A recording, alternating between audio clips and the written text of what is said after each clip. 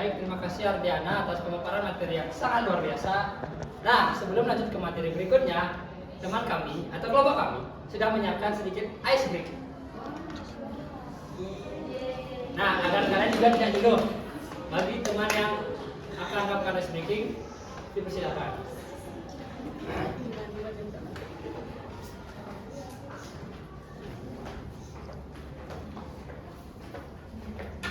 Di sini saya akan memimpin ice breaking. Kalian siapkan satu buah kertas terlebih dahulu ya. Lalu kalian mencari pasangan.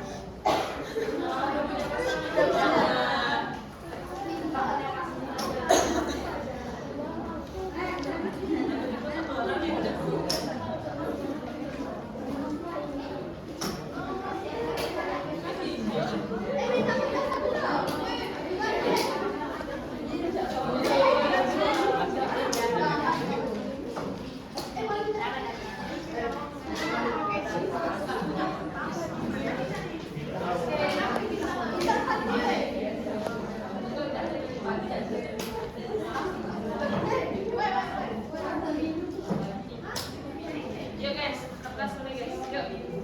Teman-teman bisa berdiri ya. Satu pasang, satu kertas. Satu orang satu. Mama ini dua. Satu orang satu.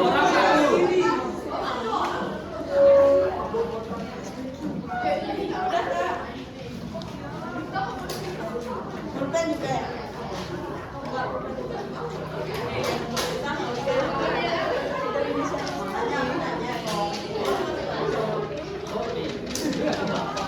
Coba berdiri ya teman-teman.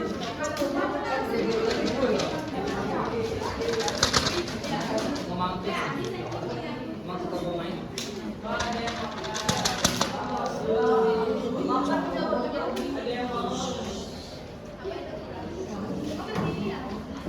Teman-teman bisa berdiri terlebih dahulu.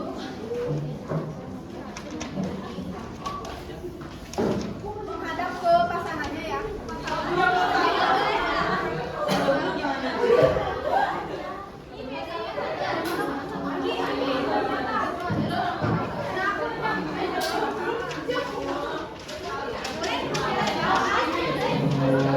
Boleh nggak aku pasangan sama Stella?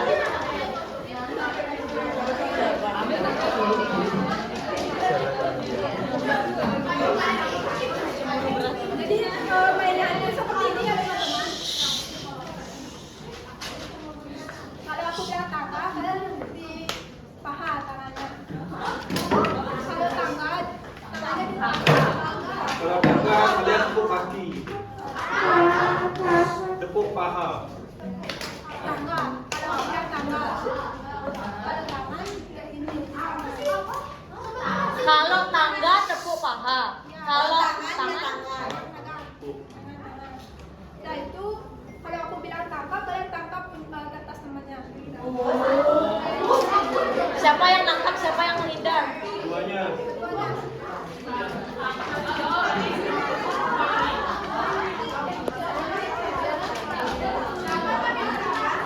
Dua. Satu orang satu. Satu orang satu.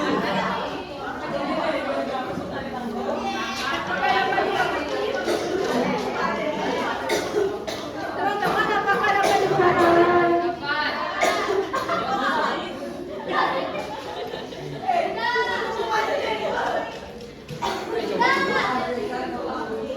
Oke, kita coba terlebih dahulu ya. Tangga. Tangan.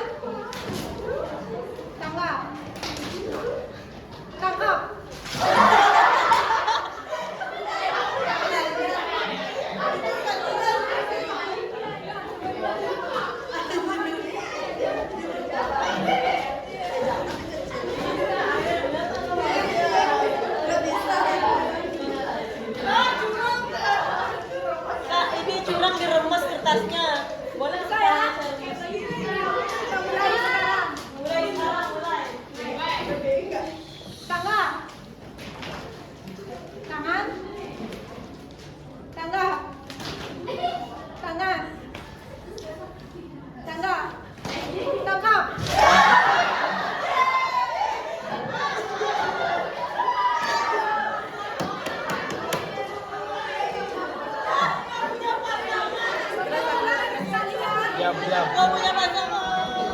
Enggak ada sekali. Udah gak bisa ngapain. Udah gak bisa ngapain. Boleh diulang lagi sekalian teman-teman. Ya.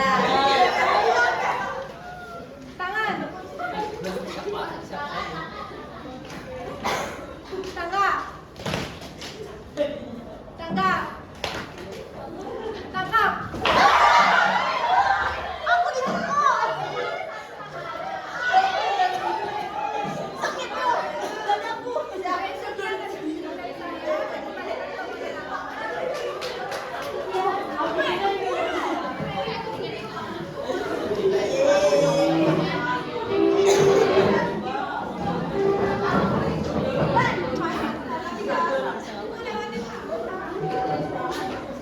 Nah, begitulah sekian ice breaking dari kelompok kami. Gimana? Udah merasa ngajar dulu kan?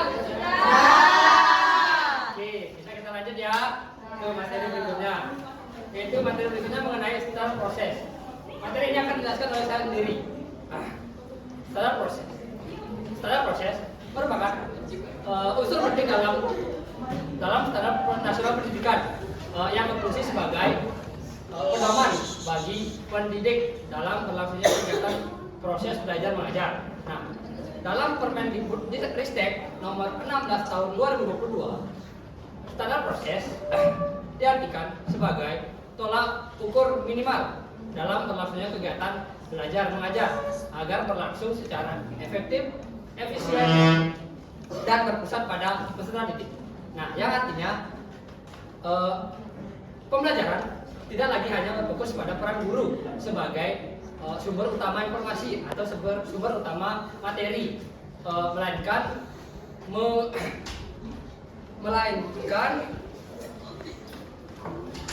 berfokus kepada peserta didik dalam berlangsungnya kegiatan proses belajar.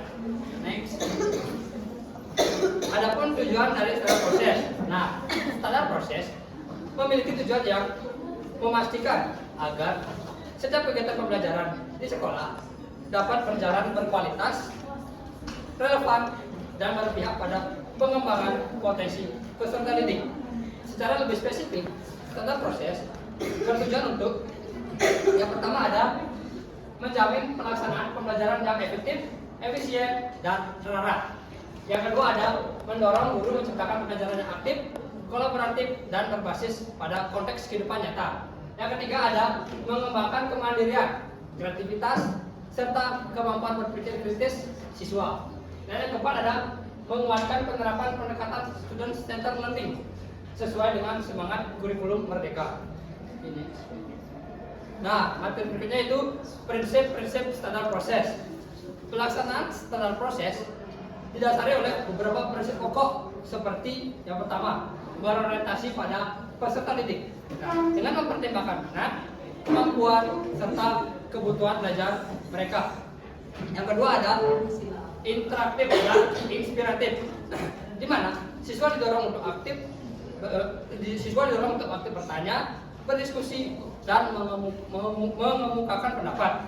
Yang ketiga ada kontekstual dan relevan, yaitu kita mengaitkan materi pelajaran dengan kehidupan nyata atau kehidupan sehari-hari agar terlihat lebih bermakna.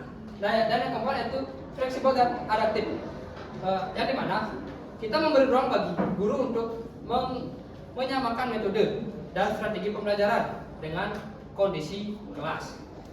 Okay, next. Nah, adapun komponen utama standar proses. Yang pertama yaitu ada perencanaan pembelajaran. Perencanaan pembelajaran tahap ini merupakan dasar bagi keberhasilan proses belajar. Guru perlu yang pertama ada menyusun tujuan pembelajaran yang jelas dan terukur. Yang kedua ada menyesuaikan rancangan pembelajaran dengan karakteristik dan kebutuhan peserta didik. Yang ketiga ada memilih strategi, metode, dan media pembelajaran yang mendukung dengan kegiatan belajar yang aktif. Yang keempat ada merancang alat penilaian atau assessment untuk mengukur kecapaian tujuan belajar. Dan yang kelima ada menyusun rencana pelaksanaan pembelajaran atau RPP atau modul ajar yang fleksibel dan mampu mengakomodasi perbedaan kemampuan peserta didik. yang kedua yaitu ada pelaksanaan pembelajaran. Nah, tahap ini merupakan tahap inti dalam kegiatan belajar, yang dimana interaksi antara guru dan siswa harus berlangsung secara aktif dan interaktif. Kita memberi ruang bagi siswa untuk berpartisipasi melalui diskusi, eksplorasi, dan juga kerja kelompok. Yang kedua ada menyenangkan dan memotivasi. Siswa dapat terdorong untuk terus belajar. Yang ketiga ada kontekstual. Kita dapat mengaitkan pembelajaran pada pengalaman nyata dalam kehidupan sehari-hari. Dan yang keempat ada fleksibel, menyesuaikan metode pembelajaran dengan kondisi kelas dan juga kebutuhan siswa. Dan komponen standar proses yang ketiga yaitu ada evaluasi pembelajaran atau asesmen. Nah, evaluasi atau asesmen dilakukan untuk mengetahui tingkat pencapaian tujuan pembelajaran oleh peserta didik. Asesmen harus bersifat berkelanjutan, autentik, dan juga menyeluruh. Yang meliputi yang pertama ada asesmen formatif. Ini dilakukan selama proses pembelajaran untuk memantau perkembangan belajar siswa. Yang kedua ada asesmen sumatif. Asesmen sumatif dilakukan di akhir pembelajaran untuk menilai hasil belajar. Dan yang ketiga ada asesmen diagnostik. Asesmen diagnostik ini dilakukan untuk mengetahui kesulitan dan kebutuhan belajar siswa. Nah, adapun ciri-ciri standar proses yang baik. Standar proses yang berkualitas memiliki beberapa karakteristik utama, yaitu yang pertama berpusat pada peserta didik yang dengan mengutamakan keterlibatan aktif siswa dalam belajar. Yang kedua ada aktif dan kolaboratif. Aktif dan kolaboratif ini melibatkan kerjasama antara peserta didik dalam memahami materi. Yang ketiga ada kontekstual. Kontekstual ini menghubungkan pembelajaran dengan pengalaman nyata dalam kehidupan sehari-hari. Yang keempat ada fleksibel dan adaptif. Fleksibel dan adaptif ini dapat disesuaikan dengan kemampuan dan kondisi belajar siswa. Dan yang terakhir yaitu mengembangkan kompetensi abad ke-21 seperti berpikir kritis, komunikasi, kolaborasi, dan kreativitas. Nah, sekian pemaparan materi dari saya tentang standar proses. Baik, untuk materi berikutnya yaitu mengenai standar penilaian pendidikan. Untuk materi standar penilaian pendidikan akan dijelaskan oleh rekan saya. Bagi rekan yang bertugas, dipersilakan. Terima kasih kepada moderator atas kesempatannya. Selanjutnya saya akan menyampaikan materi standar penilaian pendidikan. Standar penilaian pendidikan adalah salah satu dari 8 standar nasional pendidikan yang menjadi pedoman minimal dalam menilai hasil belajar peserta didik. Standar ini mengatur bagaimana proses penilaian dilakukan agar hasilnya itu dapat mencerminkan kemampuan, perkembangan, serta pencapaian belajar peserta didik secara menyeluruh. Nah, adapun tujuan utama dari standar ini adalah agar penilaian itu tidak hanya fokus pada angka atau nilai, tetapi pada proses, sikap, serta keterampilan yang dimiliki oleh siswa selama pembelajaran. Nah, selanjutnya itu aspek yang dinilai. Penilaian itu dilakukan secara menyeluruh terhadap 3 aspek utama, dimulai dari aspek sikap, aspek pengetahuan, dan aspek keterampilan. Dari aspek sikap, itu mencakup perilaku, kedisiplinan, tanggung jawab, dan nilai-nilai karakter yang ditunjukkan oleh peserta didik. Aspek yang kedua itu pengetahuan, meliputi penguasaan konsep, fakta, dan prinsip yang sesuai dengan kompetensi dasar pada setiap mata pelajaran. Dan aspek yang ketiga itu aspek keterampilan, mencakup kemampuan peserta didik dalam menerapkan pengetahuan ke dalam praktik nyata, seperti membuat karya, melakukan percobaan, atau bahkan menyelesaikan sebuah proyek. Selanjutnya itu prinsip penilaian. Agar penilaian itu bersifat adil dan bermakna, maka pelaksanaan itu harus memperhatikan prinsip-prinsip berikut. Dimulai dari prinsip autentik, yaitu menilai kemampuan nyata peserta didik melalui tugas atau kegiatan yang relevan dengan kehidupan sehari-hari. Prinsip yang kedua itu objektif, di mana dilakukan sesuai dengan kriteria yang jelas dan tidak dipengaruhi oleh subjektivitas penilai. Prinsip yang ketiga yaitu prinsip transparan, di mana penilai dapat diketahui dan dipahami oleh peserta didik maupun oleh orang tuanya. Dan yang terakhir itu prinsip berkelanjutan, di mana penilaian dilakukan secara terus-menerus untuk memantau sejauh mana perkembangan peserta didik dan memberikan umpan balik bagi peningkatan belajar. Selanjutnya, untuk menilai hasil belajar secara menyeluruh, maka digunakanlah berbagai macam instrumen yang sesuai dengan karakteristik kompetensi yang diukur. Contohnya, instrumen tes tertulis dan lisan. Instrumen ini digunakan untuk mengukur pengetahuan peserta didik. Yang kedua itu observasi atau pengamatan, digunakan untuk menilai sikap dan perilaku peserta didik. Ketiga, portofolio. Portofolio ini merupakan kumpulan hasil karya peserta didik yang menunjukkan adanya perkembangan dan juga prestasi.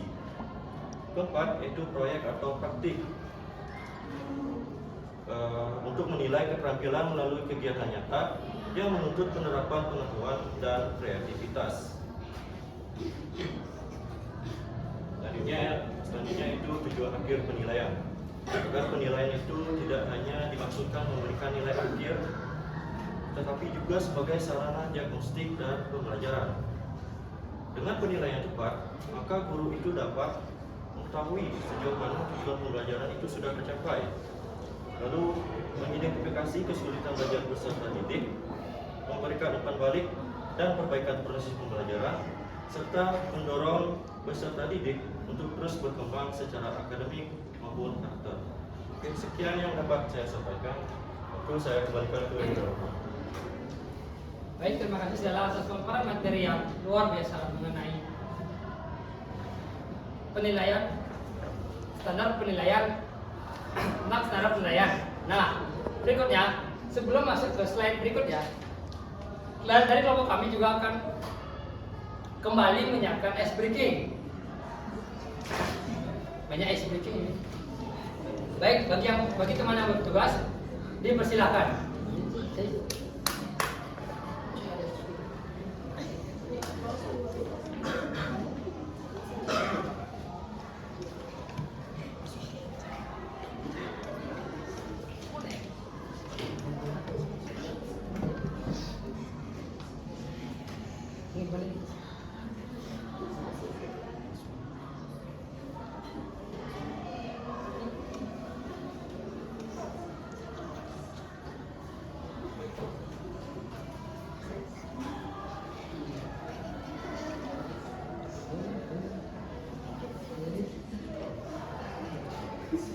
Baik, ada kesalahan teknis. Ternyata tidak ada ice breaking ya. Langsung saja kita ke slide berikutnya. Oh, oke, karena dari rekan kami, dari kelompok kami juga menyiapkan games. Games akan di-share di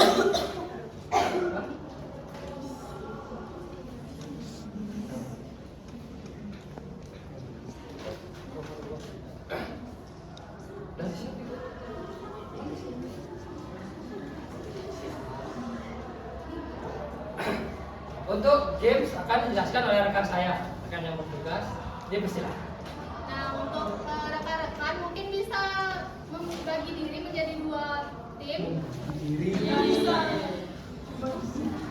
Ada Budgetnya makan sudah.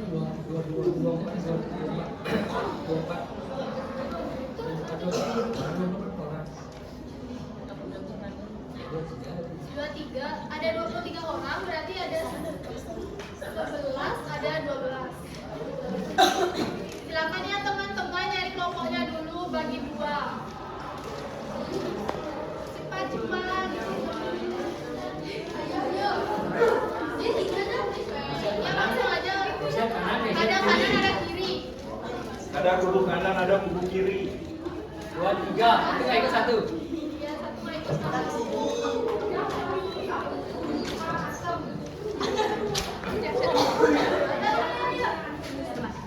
Silakan dipercepat ya teman-teman.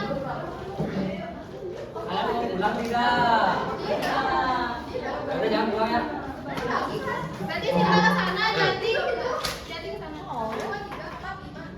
rekam. Saya rekam. Ya ada 11, ada 12 karena ganjil. Oh iya. Ya udah. Satu kelompok Saya rekam. bisa keluarkan satu device. Boleh pakai laptop Iya. atau pakai Ini pada apaan lagi? Ada yang mau laptop nggak?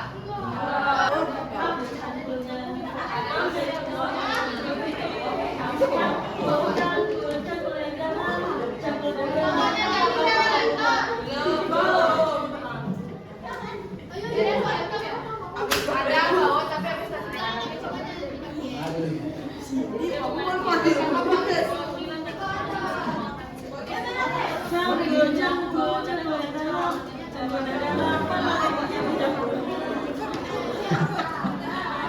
Jadi tinggal ganti sana. Iya. Kemudian ngejedot kok. Chandra nih kita. Pas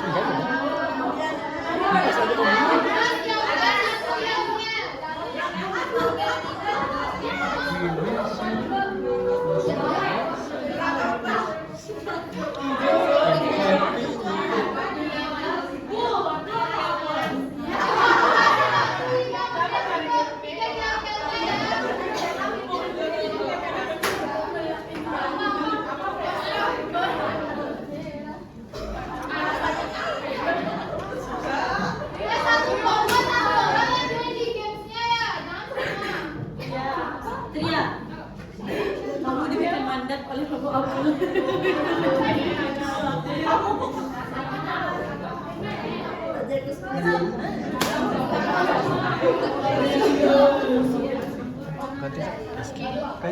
Ganti sok. Pegel. Kenapa? Iya dikitin soal aku. Ini sorot yang bisa keluar.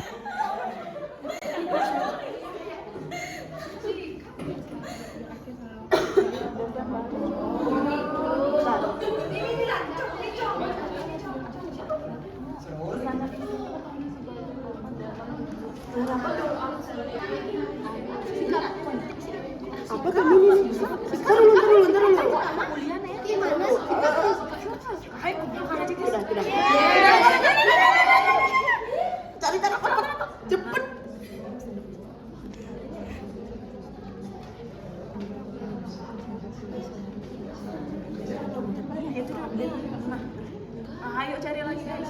Ayo. Keluar. Kesana tuh. Itu siapa sih dia dikasih jaket?